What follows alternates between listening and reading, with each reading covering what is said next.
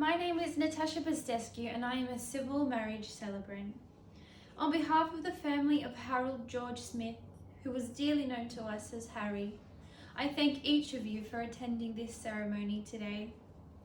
Death in a number of ways unites us all. Harry's death for a time demands that each one of us put aside our toil, our cares, our business, and our pleasure to unite ourselves with everyone here. We each share in a common bond of love and respect for Harry. It is fitting that we should reflect on what we owe to those who have gone before us, and furthermore, it is a time for you to reflect on the wonderful impact that Harry had within each of your lives. Harry Smith was born in Sydney, 1958. He had a great passion for deep-sea fishing and had earned many accolades over the years for his incredible talent in angling. I hope that it provides you all as family, friends and loved ones consolation and reassurance to know that Harry's last moments were spent doing something that he loved and had a passion for. At the age of 20, Harry met the love of his life, Marion, during a recreational fishing trip with his dearest friend, Franco. The two formed an incredible bond and later in life made the commitment to spend their lives together through marriage.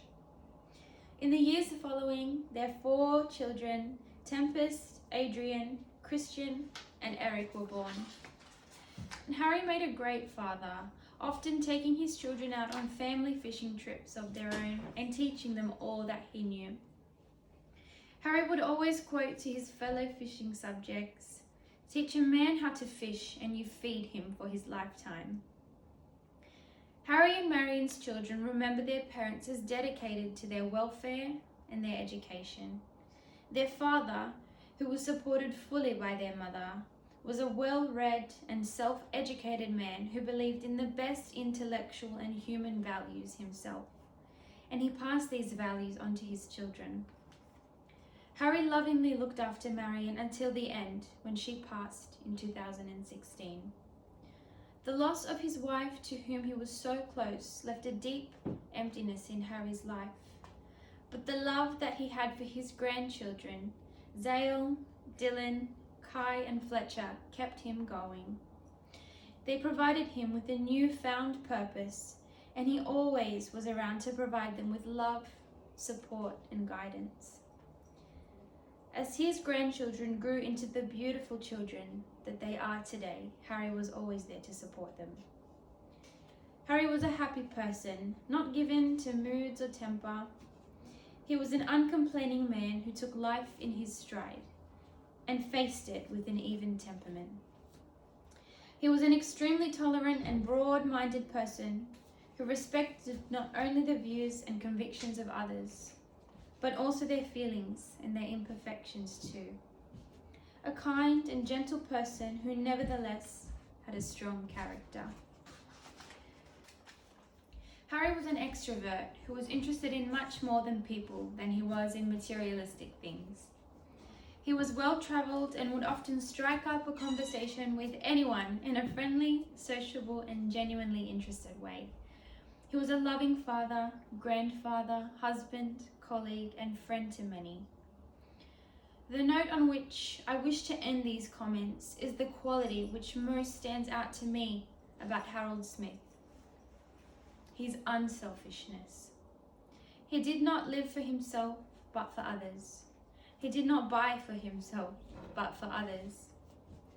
On the other hand, he hated being a trouble to anyone or causing anyone inconvenience. He would always go to the end of trouble for his family, his loved ones, and his friends. As I thought about Harry, I had the feeling that I could say, without exaggeration, that he was a man who was a living contribution to people in this world and their benefit. I will now call on everyone to observe a few moments of silence.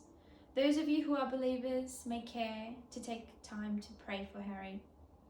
To those of you who are not believers, may just wish to take this time to reflect on the meaning that Harry's life had for you.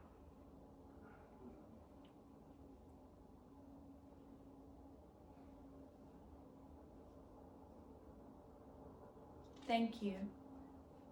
To the immediate family, to Adrian, Christian, Tempest, Eric, and to his dear friend Franco and their families, we all extend our deepest sympathy.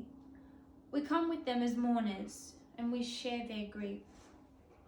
When at other times we grieve over lost opportunities, lost wealth or health, whenever a loss brings sorrow, it is our part to turn the affliction to some wise purpose in our life's experience. We cannot think of Harry's death without resolving to live a fuller, more and meaningful life of our own. Because we loved him, because we are here, even now he exerts his influence on us. His death causes us to get our values into perspective. While we sincerely grieve today because we are parting with someone we have known and loved, we are also faced with the fact that we do not mourn alone. At this very moment, thousands of others are mourning the loss of their loved ones as well. Many of these have not died in peace at the end of a full and happy life that Harry's was. Many have seen their loved ones torn from them by the awful demands of man's inhumanity to man. May we now come to realize that we are living in a larger world than our own, and the best way to face the unavoidable fact of death and parting is to take upon our shoulders the troubles of others.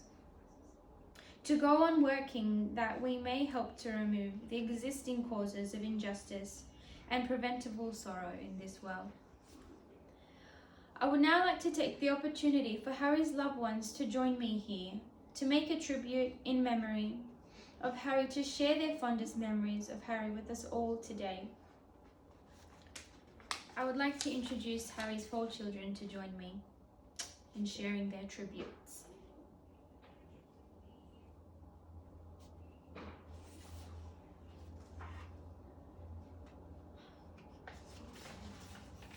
Thank you kindly to Harry's 4 children for sharing their tributes and memories. Tenderly and reverently, we commit the body of our friend Harry to the purifying fire and ultimately to Mother Earth, from which all life comes and to which all life in the end returns. We are grateful for the life that has been lived and for all that life has meant to each and every one of us. Hereby may we highly resolve that while we live, we will strive with all our might to make our living of real worth and carry on the work that has been laid down. So in this consciousness of work well done and a life well lived, death in the deepest sense can have no sting. We now leave the ashes of our friend in peace. With respect, we bid his farewell, thinking of him. Let us all light a candle in loving memory of Harry as we leave this place, in quietness of spirit, and live with concern and affection for one another. Thank you.